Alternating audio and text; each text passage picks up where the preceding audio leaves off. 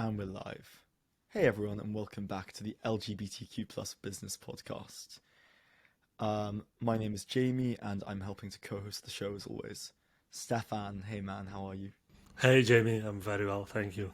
How's the conference? Stefan, you hosted the Queer Business Conference on Friday? Yeah, last Friday. That was an amazing event. Amazing event. Like, that was almost 8-9 hours straight of valuable talks from people within the industry, LGBTQ plus business owners, leaders. Yeah, it was really great to see that many people and so much value to be given for people within the community. Yeah. That's the first one you've done, hey? Yeah, the very first one, the first edition, and honestly didn't want it to stop because every session like was so much value, and taking notes and trying to already think about how you can implement those things. And yeah, there's so much to talk about building businesses. It's crazy. So I'm very excited to say that we're going to do it again next year for sure. It's going to be twice as big for sure as well. So yeah. It's the best feeling, isn't it, when you're in a conference and you're like sparky and you're like, oh shit, I can actually use this stuff. Yeah, people talk to me after the conference saying like, "Oh my God, there's so much things that I have written down, and now I have to implement everything, and I don't have time." But yeah, these are the most valuable things I think, besides a book or getting coaching or whatever. Um, Being in present and such close up with some of these leaders is tremendously valuable for everybody. Yeah. Yeah, especially because when you think about how the leaders put this stuff together, they're going, okay, well, this is my audience. How can I give them value? So obviously it ends up being valuable. Like just the incentives of the people involved. Yeah, and the fact was also because it was a first edition, the audience wasn't that big, so we could really go one on one almost with some of the some of the people from the audience. So that as well, it was a great aspect. Otherwise, if you're in a conference with thousands of people, by the time that you even can pose a question, you don't get a chance to do that. So this was really great for people that did attend the conference to ask those kind of questions. And we got even from one of the sessions from JD Schramm, we got even like a masterclass, like really a coaching session for everybody that was on there about copywriting, about creating the perfect story around your brand, around your business. So yeah, it was amazing. Yeah, yeah. Last time out, we spoke about building your offer. So today, I think what would be cool to do is get onto the next step, which is conversational marketing. So step one is we've niched down. Step two is we've built an offer. And now we're going to take this offer into the world somehow. Yeah, yeah, and I like the term conversational marketing. It's not really used that much, and it's just another word for organic outreach. Just like talking to people through social media, through their DMs. That's what it's about.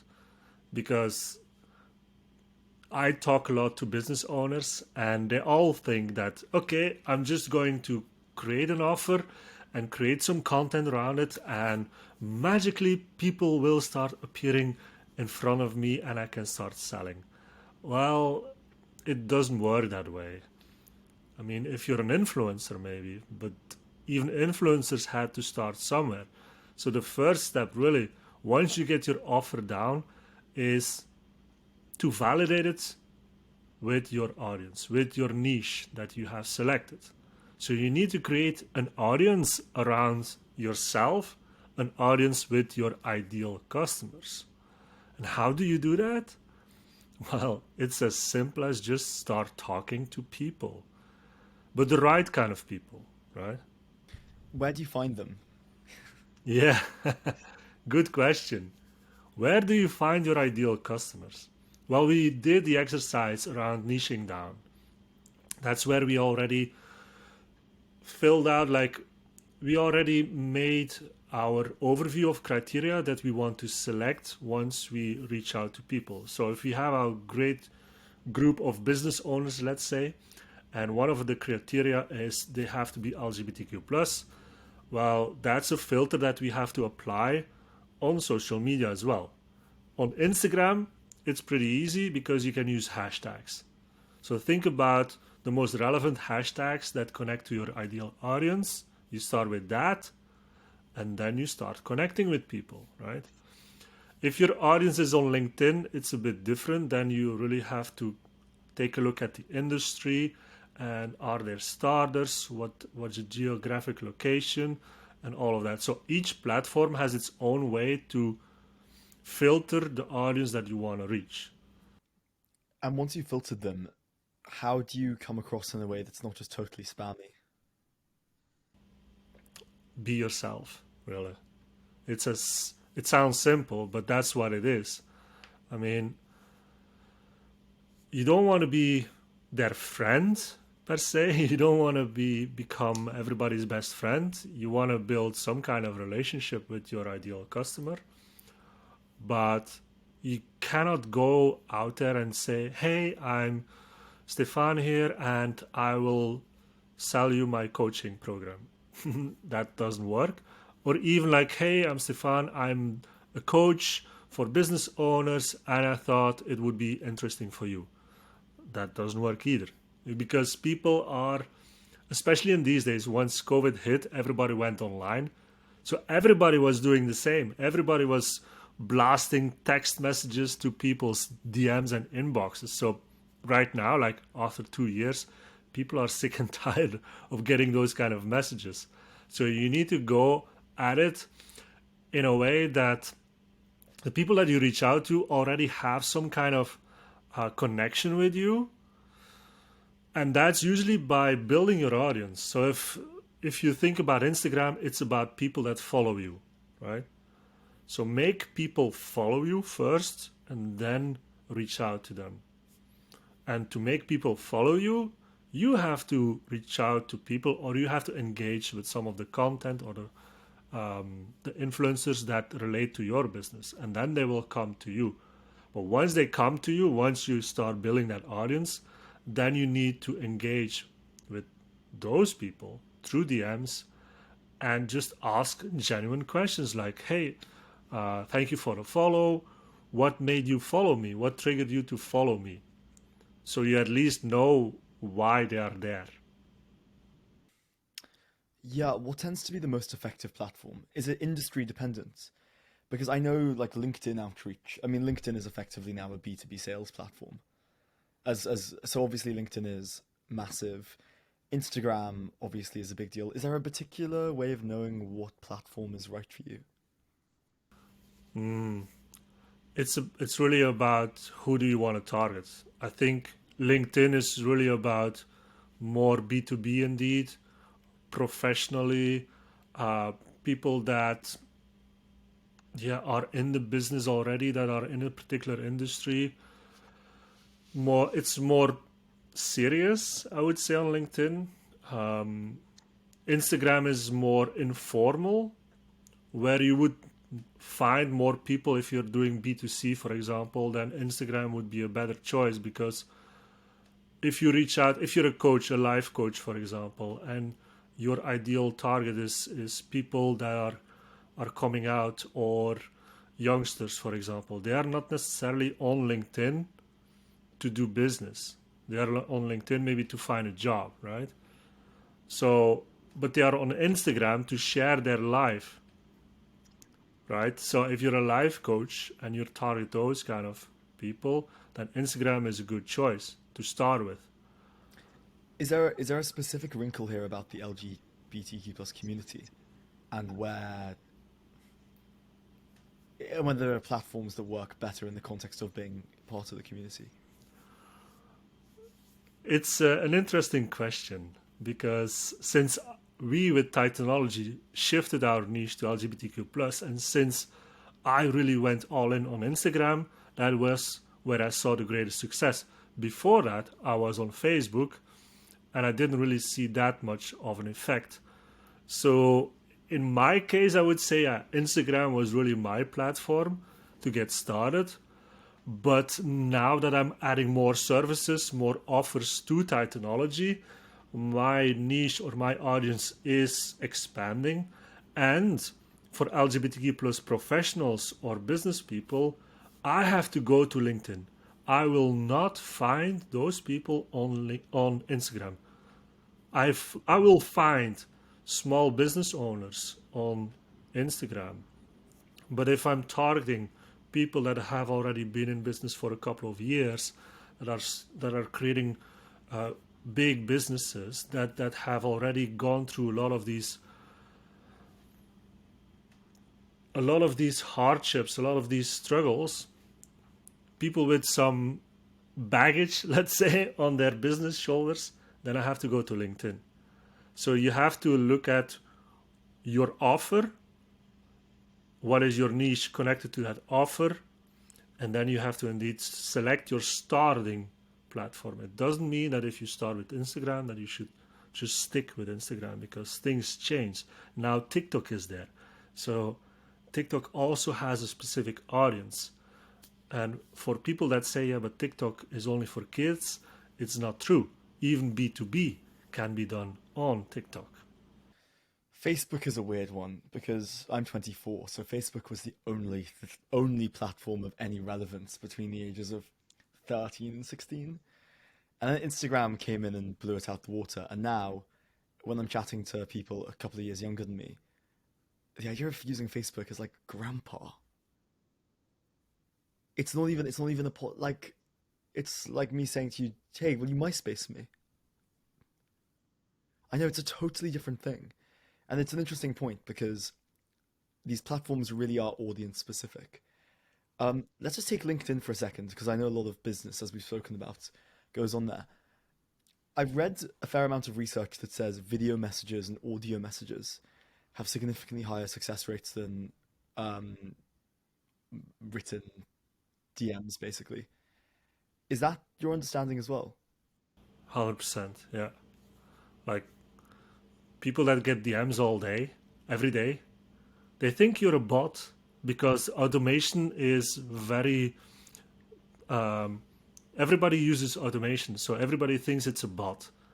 So the best way to show that you're a real person is to either send an audio message or to send a video message. And then yeah, people cannot, I mean, that's the best way to create that personal connection already and to show that you're a real person. And that for sure helps tremendously with already creating that first impression. Yeah, you'll at least get opened probably if you put together a video. Yeah, yeah. I can testify. I've done this before. I started doing it on Facebook first because Facebook is even worse in terms of automation and DMs. So I did that, and then also on Instagram, and even on LinkedIn, Instagram, yeah, those are the platforms. If you send DMs and if you send voice messages, that will create a bigger impact. So is your general rule then just stay away from automation? Oh yeah, especially in the beginning. Think about it. If you have your offer, you need to validate your offer, right? So you need to talk to people and get genuine feedback. If you start with automation, well, you're going to get automated responses back, or people start blocking you. So that's not the best way. You don't need thousands and thousands of DMs to get feedback about your offer. You need just 10, 20 people to respond to you so you can talk to them. Yeah, it makes sense too, because if you're B2B, you don't need that many clients to make the business work. And whether you're B2B or B2C, at the start, you're just needing feedback. I mean, like, obviously sales, but feedback equals sales eventually, because you just make your offer the offer that the avatar wants. So, yeah, probably it's worth actually just having. I mean, let's talk about this when we're talking about conversational marketing. Is there any value in saying to your avatar, so that this is now someone who you reckon might be a client's profile? Hey, I just want some feedback on the thing that I'm doing. What's valuable? What's not valuable? What would this have to look like for you to be interested? Because then you have the advantage of getting the feedback, but also you can go, okay, well, now that you've just told me what this would have to look like for you to be interested, it does look like that. Are you interested?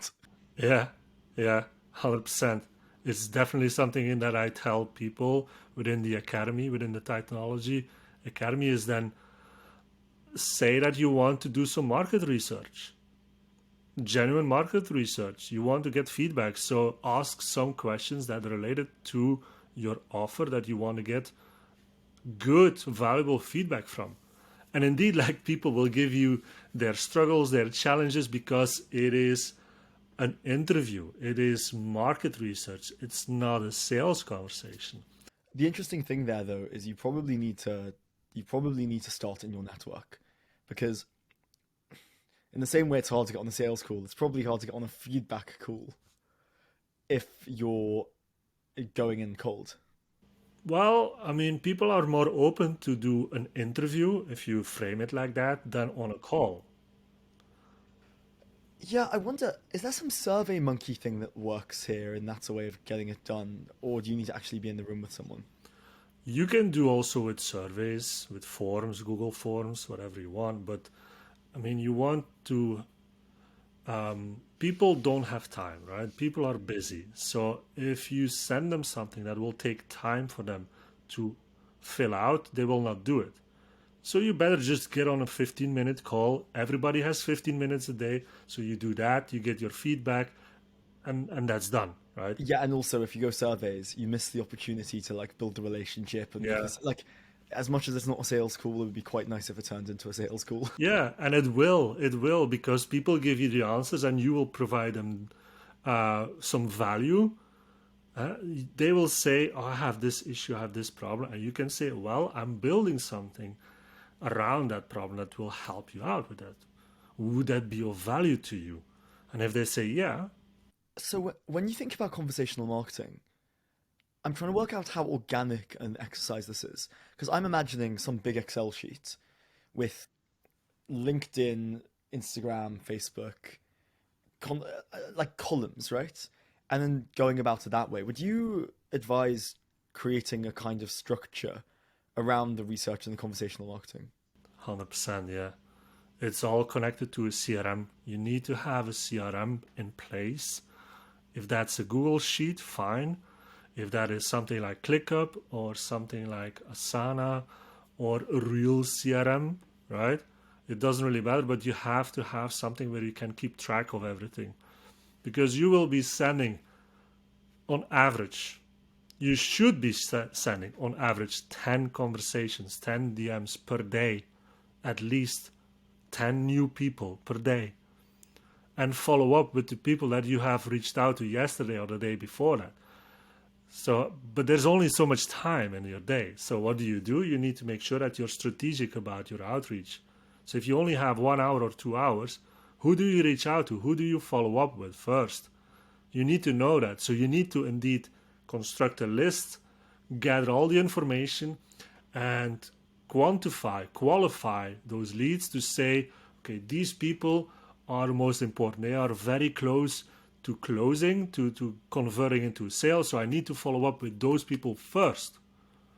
And that will create much more impact than just blasting whatever out there and hoping that something will stick. And also trying to figure out on the spot, who should I reach out to now? Who should I follow up with now?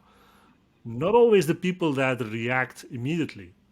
Not always, because if they're not qualified, you'd better reach out to people that you have talked to 2 days before, so they know that you still exist and there is still a chance to get on the phone with you, than people that right now at this moment start talking to you. Do you think, do you like build out a time in your day or your working day for outreach? Is this like outreach hour? Yeah, yeah. Every day, trying to put it on the same hour, 1 hour in the morning, 1 hour in the evening, for example. And then it's, or maybe 2 hours in the morning, 2 hours in the evening. Like if you have one platform, 1 hour in the morning, 1 hour in the evening is more than enough to start. If you have two platforms, I would recommend 1 hour LinkedIn, for example, 1 hour Facebook in the morning and in the evening. Jesus, 4 a day. Yeah, because remember that if you're international, if your audience is international, you have to deal with time zones.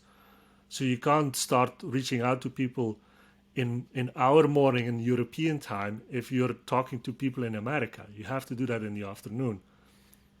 Right, but the bit I'm interested in is there's enough emphasis on the importance of outreach that doing somewhere between 1 and 4 hours a day is a reasonable use of time. 100%, especially in the beginning, because you need to validate your offer as soon as possible. I mean, if you get 2, 3 sales within the first 2 weeks of doing outreach, by all means go launch Facebook ads, because you know that your offer is validated. It's not pure luck.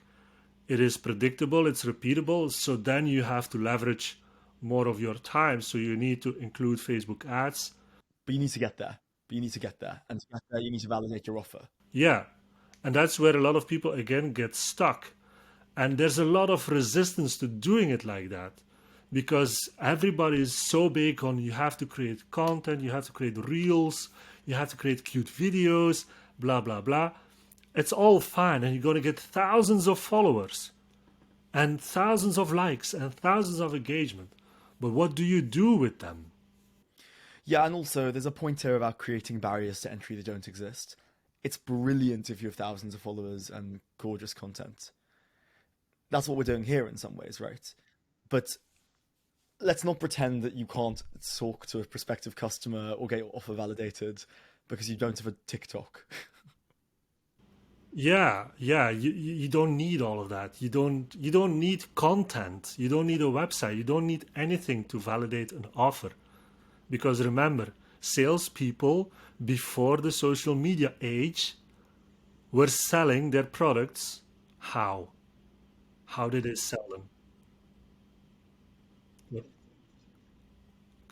So talking to people. Yeah.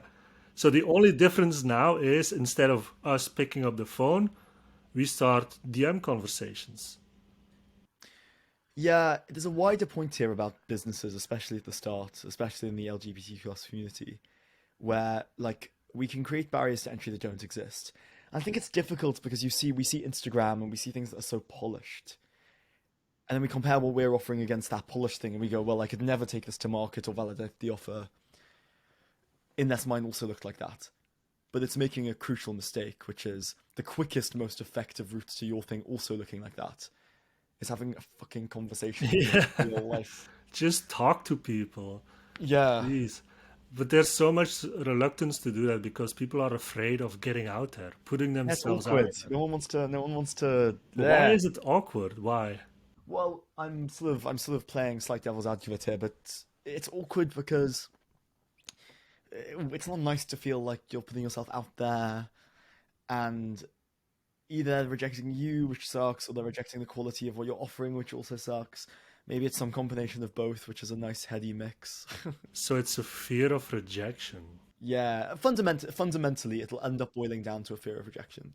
And I agree with that, but it's not rejection, it's objections. Mm. There's a big difference between objections and rejections. A rejection is, Jamie, get out of my face. I don't want to talk to you ever again. I don't like you. Yeah, I don't like you. An objection is, I don't like this offer. I don't know what you're selling. I don't trust you. Why would I do business with you? That's an objection. So, and I get it. People don't want to start a conversation because they fear to be rejected. But you need that feedback. How else will you ever know that your offer is good enough to get sales if you don't even know if people like it or not? And content by itself will not cut it, will not be enough. And there's a significant thing there too, right? Which is there's a significant something in there as well, which is that a rejection feels personal and irredeemable. An objection is an impersonal, them specific problem with some current state of affairs, which is solvable. Yeah, I don't think people have a problem with objections. It's an interesting point. It's feeling rejected. So if you can see it as, well, they have a list of objections here to their lack of understanding of me, maybe it's something to do with the product. Now it's less scary, isn't it? Yeah, and that's how people should look at it. Yeah, I think there's something there. There's definitely something there about people aren't rejecting you as a human being. They're having an objection to your offer, the context of your offer, the context of the language, the context of your lack of relationship. Something there. So that is the question. How do you improve that message? How do you improve the offer? How do you make sure that next time that you present your offer, that it is better, right? Well, you get some feedback is what Yeah, you do. it's the feedback loop. It's the more feedback that you get, the sooner that you get the feedback, the better it is. Always, always. It's with everything that you do, the continuous improvement cycle needs to go on. It's so obvious when you say it like that, though. Like, you need the feedback, but to get the feedback, you need to go put yourself out there. I mean, if you create a reel about your offer, about specific parts, right? You get feedback as well in terms of no engagement or a lot of engagement, but that by itself again doesn't say too much about if people really want to do business with you. It's I see it far too often, and I don't care if people say, yeah, but look, if I have thousands of followers and they reach out to me to do business with me, good for you. But for everyone, like, that is maybe one out of what? One out of 100, one out of 1,000. I think it's an unrealistic expectation. It's an exaggerated perception of how business works. I think the vast majority of businesses, even very established businesses, do a significant amount of outreach. The idea that, we'll just be totally passive and customers will come to us indefinitely. I mean, look, I'm sure that there's people have niches and they at the top of the hierarchy, but it's something that happens. You don't plan for it. And also, by the way, if you look at how they got there by doing relentless levels of outreach. That's the thing. People Yeah. compare themselves with people that have already a huge audience, but they have to get there. You have to build that audience. And also, even like you said, big companies are still doing outreach. Why do big companies have sales teams? Yeah, yeah. Oh my God. Can you imagine how big Facebook sales team is trying to get ads? You've mentioned Facebook ads today unprompted. Everyone knows what Facebook ads are. And yet they have sales teams who call up businesses and say, hello, we're Facebook or we're Meta. Do you want to use our ads? Yeah, of course. Yeah, so it's something that is normal. It's part of your business. And at the start of your business, your job is to do everything. You're the salesperson, you're the owner, you're the producer, you're the support person, you're your customer service, whatever. You have all these roles that you have to do yourself. So thinking that one of these roles is not like something you should do is just wrong. It's just dead wrong. You have to be content producer for sure. You have to create content, but you also have to do prospecting. You have to do sales. You have to do fulfillment up until the point that your offer is validated. You get enough sales that are repeatable and predictable, and then you can think about, okay, I don't like sales. I don't like outreach. I'm gonna I'm gonna hire a team member to do that, or I'm gonna outsource it. All good. Yeah, have you read the book, The E-Myth by Michael Garber? Yes, I'm listening to it right now. Actually, Man, so the E-Myth, right? It's like the small business. It's old school. It's 90s, but it's the small business Bible. Um, so it misses all the content stuff, but it's just making this point really well of you like doing a thing, so you think I'll start a business around it. But then what inevitably happens is when you're doing the thing, you're not also an outreacher, you're not a content producer, you're not a systems manager, you're not a feedback receiver, you're just doing a thing. And when people start businesses, the thing that I think often gets missed, and he describes this as being in technician mode rather than entrepreneur or manager mode, is you kind of go, well, I was making shoes. I enjoyed making shoes. I'm still making shoes now. It's a business. Not quite, because now it's a business. There are like these 5, 6, 7 other roles you need to fulfill. And at the start, you sort of do all of them badly. But it's fine, because you don't need to do them well. You just need to do them well enough that you have some kind of a revenue that you can then outsource. And that's welcome to business. yeah, and the role of the business owner is to think strategically every step of the way. Like, if you get your first sale, okay, how will you leverage that process that you have used to get that first sale to get a second one? And if you have the second one and you have more resources, how will you strategically leverage those resources to become bigger, hire more people that can do some of the things that you do not like to do? So every step of the way should be about how can I improve the business as an owner, not as a producer, not as a technician, like you say. If you're doing, and I see this too many times, I'm helping somebody right now who has also started his business and doing a lot of marketing, for example, for other businesses. But that's the only thing that is happening right now, doing marketing for other businesses. So it's not possible to scale like that because he is the one that is doing everything and being an owner and being this and that. So There's a distinction, isn't there, between working in your business, which is what he's doing, and working on your business, which is the expansion of the operations. And the difficult thing is if you're doing it yourself, you might find, and I'm certainly in this point, where I'm spending so much time making sure the thing works, creating systems for the thing, that you can forget, oh my God, didn't I have an outreach plan a month ago? people think they don't have time to do outreach anymore because they have to do everything themselves, and outreach is not one of them.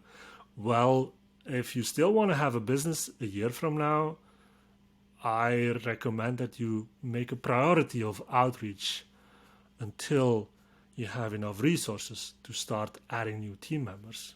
And what's your take on when do you know how to jump into Facebook ads or Instagram ads? Like, For me personally, I believe that if you have sales every single month by using the same process, like, okay, I create this kind of content and did that kind of outreach with that specific offer, that results in a sale again and again, couple of times, 3, 4, 5 times.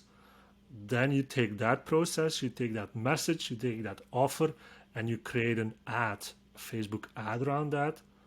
So it leverages your time. And then if you get more leads through Facebook ads, you convert those to sales. And if that is something that is repeatable again on Facebook ads, you scale more of those ads.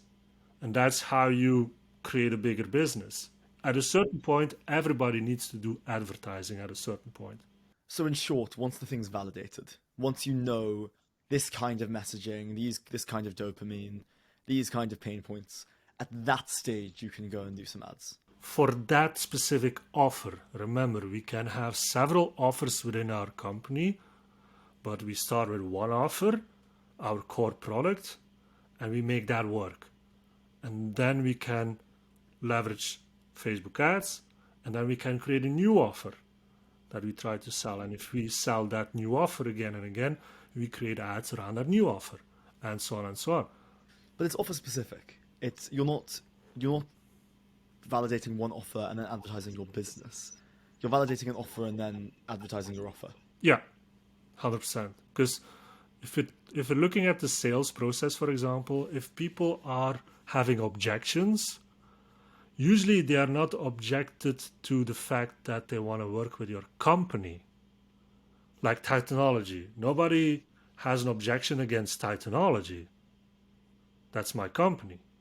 But they have an objection to my offer to help them build their businesses, for example. Right? Yeah, well, the company is just a means to the offer, isn't Yeah. it? The company, unless you stand for something particularly offensive, in the case of lots of bigger businesses who are now going to, like Abercrombie and Fitch, unless we're Abercrombie and Fitch, and you stand for something fairly offensive, it's the offer Yeah. that people are interested in. Yeah, and the company is probably just a means. It's just for most people, it's just a container to the offer. That's how it's supposed to be. If you have a company that is called Jamie Slevin and that's your company, well, then it's hard to detach yourself from that company because it's just you, right? So be careful there. if you want to do it like that, because then there is almost no distinction between an objection between you, your company, your offer. It's all the same. So it's a good idea to think about, if you're creating a company around your life coaching, that you at least give it some name that is not necessarily your name, unless you want to just create a job for yourself. I mean, that's possible. You can become a freelancer for yourself and just do it like many do, and just not scaling, not building, not growing. But that's another thing, of course. Well, yeah, the other thing is like when these small businesses go wrong, you've just given yourself the worst job in the world because your boss lives with you in your room. Your income isn't guaranteed. Forget health insurance. It's, yeah, I do agree, Jamie, that people should listen or read E-Myth just for the sake of it, just to get the understanding about these kind of principles. Yeah. It would have saved me 6 months. Yeah. It would have saved me 6 months. Honestly, had I read it going in, because what ends up happening is you just, books, this is the most naff thing I'm going to say all day. They're obviously like written to help people that look like you. So read them, please. Jesus. That's a lesson that cost me 6 months. Yeah. Books make you think differently. And if you don't like to read, go download audiobooks. Also, can you imagine how much it would cost to have the authors consult with you one-on-one for an hour? And you're getting 3/4 of the value for a tenner. Like, you really are getting 3/4 of the value. Okay, it's not specific to you, and there's nuance, and you're all very terribly interesting, blah, blah, blah. But basically, the principles cost £10. Yeah, it's wild. It's the most... As the attention economy has grown and all the rest, we might have missed that point. That's something that is potentially underrated. Yeah, for sure. For sure. People that don't read books or don't think that they can get value from books are not business owners, period. Okay, listen, before we go, I just want to pick your brains on one more thing, Sure. which is phone calls. Because if you're like most people, your relationship with sales phone calls are receiving them and thinking that's annoying, and watching The Wolf of Wall Street and being slightly weirdly impressed. So, how are we getting people on the phone, and how are we not being cold callers? Or at least are we not being received as cold callers? Good question, Jamie. Well, as we talked before, it's about first creating those first contact points through DMs, asking people like, why did you follow me and how are you doing? And then I always say, before you want to get them on the phone, ask 3 qualifying questions that are related to your offer, so you already know more or less if you can help them or not. Like, I ask them like, okay, what is your biggest challenge now when it comes to your digital business? Pretty generic one, but people respond on that, and they say, yeah, I don't get enough customers, I don't get the right kind of people. And then I'd say, yeah, I get that a lot. You know what? I got some ideas that might help you out. If you're open for it, let's jump on a 15-minute call and we can talk all about it. That's it. So you're creating a context where you can provide some value. Yeah, because the first call, 15 minutes, everybody has 15 minutes. It's just me providing them value, giving them some ideas how their problem can be solved, really. Giving them the tools or the templates to solve their problem, but just enough, or maybe just not enough, that they can do it themselves, or that they see like, okay, it's still nothing that I can do by my own, so I will need some more help. And then you can transition that into an extra call and doing a sales call. But the first objection, so the first objective of getting people on a call is not to get a sale, is to help them out, is to do discovery, is to ask a lot of questions and to paint a picture for them what it would look like if you could solve that problem. And if they are invested enough in that solution, then they will not mind that you go into more of the sales or do another sales call with them. They don't mind. They will expect that, but not from the Right. Well, they also might see it as a means to getting their thing yeah, sold because the sale obviously has to happen before you initiate the service. yeah. And I mean, even cold calling is still something that is valuable because again, this goes back to what we all started with. Like our first episode, I think we talked about this. We have an obligation to sell our products, to sell our service, because we can help people. Our stuff genuinely helps people. So it's our obligation to reach out to as many people as we can to tell them that we can help them with our offer. So even cold calling is part of that. Now, at the beginning, I wouldn't recommend that because if people are already reluctant to getting on DMs with people that they don't know these people, but they are following you, then cold calling is not a good idea. But still, at a certain point, if you have a sales team, they will do it. They will have to do it. Stefan, thank you, mate. That was very interesting. It's a topic that's alive for me at the minute because I'm doing a fair bit of outreach. So I'm thinking about the means and the most effective ways to do it, and I think that was a super useful chat. Yeah. Yeah. And one thing that I will end with, don't get overwhelmed by it. Don't think you need to do this 8 hours a day.